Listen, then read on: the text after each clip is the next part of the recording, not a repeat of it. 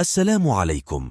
سوف نعرض عليكم الآن سبب ما حدث في الخرج، تحديدا في محطة ساسكو، ولا تنسوا الاشتراك ليصلك كل جديد.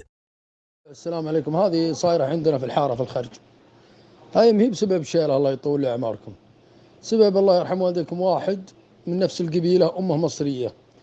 الشايب قام إذا شافه قال إيه يا سعادة الباشا، إيه يا سعادة الباشا، ويعيره بأمه. الرجال صبر صبر صبر، ما عاد قدر يتحمل، وتوه الشباب يتمانهم.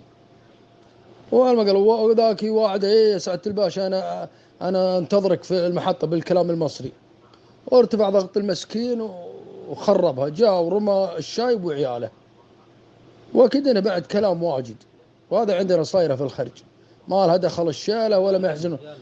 هم عيال عم لزم، وغير كذا الشاله ما لها دخل، ما في شاله اصلا. هم عيال عم لزم ومن قبيله واحده دول ان.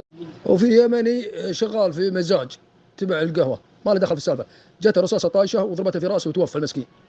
ما نقول الا انا لله وانا اليه راجعون. الرسول عليه الصلاه والسلام يقول لا تنابزوا بالالقاب. هذه اخره التنابز بالالقاب. يا ولد المصريه يا ولد السوريه، ما لها داعي الامور ذي. اما شاله ما شاله لا اخرطي، انها من اهل الديره ودارين بالعلم.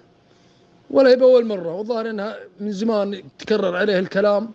والولد مسكين يتيم وانضغط نفسيا ولا عاد تحمل. يعني الواحد ما يبي احد يعيره بامه، مع ان المصريه وش فيها، ما فيها شيء. لكن هذا ان شفنا له مقاطع يا ولد المصريه. أنا ماريا، بنت